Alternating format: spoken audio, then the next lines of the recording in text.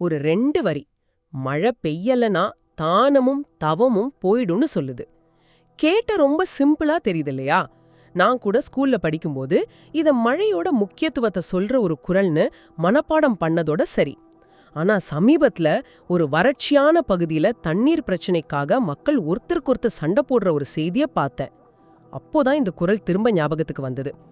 இது வெறும் மழை பத்தினது தானா, இல்ல ஒரு சமூகம் எப்படி மொத்தமா சரிஞ்சு போகும்னு 2000 வருஷத்துக்கு முன்னாடி வள்ளுவர் கொடுத்த ஒரு வார்னிங்கா? வாங்க இத கொஞ்சம் ஆழமா அலசி பாப்போம். நீங்க ஆரம்பிச்ச இடம் ரொம்ப சரியான புள்ளி. நம்ம இந்த குறளை ஒரு வானிலை அறிக்கை மாதிரி பார்க்கறத விட்டுட்டு ஒரு சமூகவியல் கண்ணோட்டத்தோட பார்க்கணும். வள்ளுவர் இங்க என்ன சொல்ல வராருன்னா, நம்ம ரொம்ப பெருமையா நினைக்கிற மனிதாபிமானம், அறம், கலாச்சாரம்னு நம்ம கட்டின பெரிய கோட்டை இருக்கு இல்லையா? ஆமா. அந்த கோட்டையோட அஸ்திவாரமே இயற்கை தான். அந்த அஸ்திவாரத்துல ஒரு சின்ன விரிசல் விழுந்தா, அதாவது வானம் வழங்காத்தென கோட்டை என்ன ஆகும்னு ஒரு கேள்வி கேட்கிறார். அந்த கேள்விக்கான பதில் தான் இந்த முழு விவாதமும். ஆமா, அந்த கோட்டை அஸ்திவாரம்ங்கிற உருவகம் நல்லா புரிய வைக்குது. சரி, அந்த குறளை முதல்ல முழுசா பாத்துருவோம். தானம் தவமிரண்டும் தங்காவியனுலகம் வானம் வழங்கா தெனின். இதுல அவர் தேர்ந்தெடுத்த அந்த 2 வார்த்தைகள் தானம் தவம், இது எனக்கு ரொம்ப சுவாரஸ்யமா இருக்கு. ஏன் அவர் குறிப்பா இந்த 2 வார்த்தைகளை சொல்றாரு? ஈகைன்னு சொல்லிருக்கலாம், இல்ல ஒழுக்கம்னு சொல்லிருக்கலாம். தானம் தவம், இதுல அப்படி என்ன சிறப்பு? ரொம்ப நுணுக்கமான கேள்வி. இதுதான் வள்ளுவரோட மேதைத்தனம். தானம் அப்படின்னா இல்லாதவங்களுக்கு கொடுக்கறது. ஆனா அதுக்கு ஒரு முக்கியமான நிபந்தனை இருக்கு. கொடுக்கறவங்க கிட்ட முதல்ல உபரியா ஒன்று இருக்கணும். அதாவது ஒரு சமூகம் தன்னோட அடிப்படை தேவைகள் எல்லாம் பூர்த்தியாகி அடுத்தவங்களுக்கு கொடுக்கற அளவுக்கு ஒரு செழிப்பான நிலையில இருக்கணும். தானம்ங்கிறது ஒரு தனிநபரோட குணம் மட்டும் இல்ல, அது ஒரு சமூகத்தோட பொருளாதார தன்னிறைவோட அடையாளம். அப்போ தானம்ங்கிறது ஒரு சமூகத்தோட உபரி வளத்தை குறிக்குது. செழிப்பு இருந்தாதான் பகிர்ந்துக்க முடியும். சரி, அப்போ தவம் அது ஒரு தனிப்பட்ட விஷயம் மாதிரி தானே தோணுது. ஒருத்தர் அமைதியா உட்காந்து தியானம் பண்றதுக்கும் மழைக்கும் என்ன சம்பந்தம்? அங்கதான் நாம இன்னும் ஆழமா போகணும். தவங்கிறது வெறும் தியானம் மட்டும் இல்ல, ஒரு பெரிய நோக்கத்துக்காக தன்னை தானே வருத்திக்கிட்டு கடுமையா உழைக்கிறது, சுய ஒழுக்கத்தோட ஒரு லட்சியத்தை நோக்கி போறது, இது எல்லாமே தவம்தான். ஒரு விஞ்ஞானி பல வருஷமா ஒரு கண்டுபிடிப்புக்காக உழைக்கிறதும் ஒரு வகை தவம்தான். இந்த மாதிரி நீண்ட கால சிந்தனைக்கும் உழைப்புக்கும் என்ன தேவை? மன அமைதி, அடிப்படை வாழ்க்கை போராட்டங்கள் இல்லாத ஒரு சூழல். வயிற்றுல பசி எரிஞ்சுக்கிட்டு இருக்கும்போது ஒருத்தனால பிரபஞ்சத்தோட ரகசியத்தை பத்தி யோசிக்க முடியுமா? நீங்க சொல்றது எனக்கு புரியுது. அப்போ தானம்ங்கிறது ஒரு சமூகத்தோட பொருளாதார உபரியையும், தவம்ங்கிறது அந்த சமூகத்தோட அறிவுசார் ஆன்மீக உபரியையும் குறிக்குது. இந்த 2 உபரியும் இருந்தாதான் ஒரு சமூகம் நாகரிகமான சமூகமா வளர முடியும். ஆனா மழை நின்னுட்டா இந்த 2மே காணாம போயிடும்னு சொல்றார். அந்த இணைப்பு எப்படி உருவாகுது? அது ஒரு சங்கிலி தொடர் விளைவு. இதை வள்ளுவர் 2 வரியில விளக்குறார். மழை இல்ல, அப்போ விவசாயம் பொய்த்து போகும், உணவு உற்பத்தி இருக்காது, உணவு இல்லைன்னா பஞ்சம் வரும், கையில இருக்கிறதே உயிர் வாழ பத்தாத ஒரு சூழல்ல தானம்ங்கிற பேச்சுக்கே இடம் இல்ல, உயிர் பிழைக்கிறது மட்டுமே ஒரே நோக்கமாகிடும். அங்கதான் வள்ளுவரோட பார்வை இன்னும் கூர்மையாகுது. அவர் சொல்றது இதுதான். ஒருவேளை வானம் கை விரிச்சிட்டா வயிறு தான் முதல் கடவுளாகும். வயிறு எரியும் போது அடுத்தவன் பசி யாருக்கு தெரியும்? ஒரு சமூகத்தோட ஆன்மாவையே பசி அழிச்சிடும் சொல்றார். அந்த வயிறு தான் முதல் கடவுள்ங்கிற வரி ரொம்ப வலிமையானது. தானம் இல்லாம போறதுக்கு இதுதான் காரணம். ஆனா தவம் மனசை பொறுத்த விஷயம் இல்லையா? அது எப்படி பாதிக்கப்படும்? எனக்கு ஒரு சின்ன சந்தேகம் வருது. கஷ்ட காலத்துல கூட கடவுளை வேண்டிக்கிறவங்க, தவம் இருக்கிறவங்க இருக்காங்களே. நல்ல கேள்வி. இங்க நாம 2 விஷயத்தை பிரிச்சு பார்க்கணும்.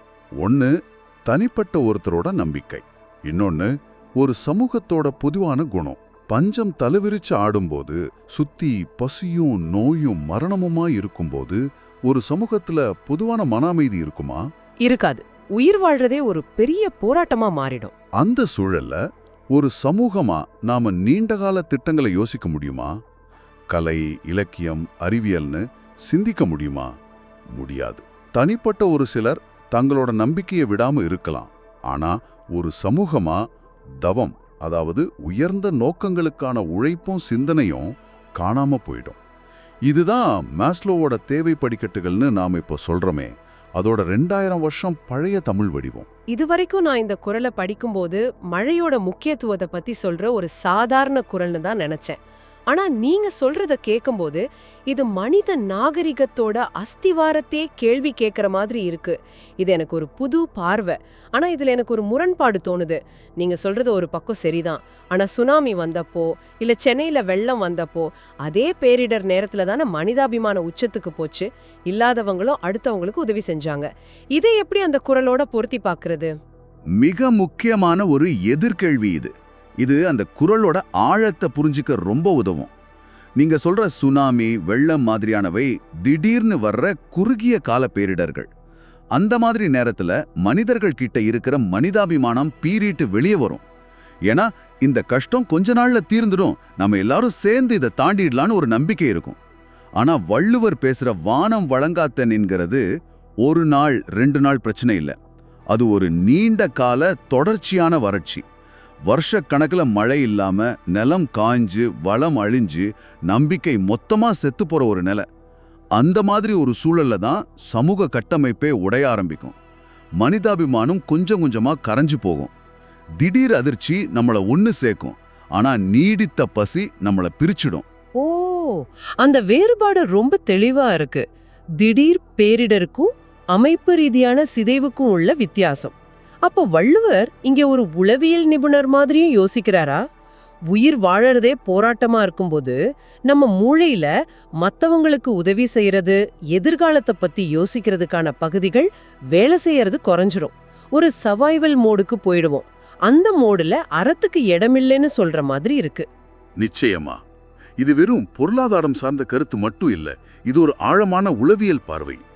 நாம அறம், மனிதாபிமானம், கலாச்சாரம்னு நாமளா கட்டின ஒரு மாளிகையில வாழ்றதா நினைக்கிறோம்.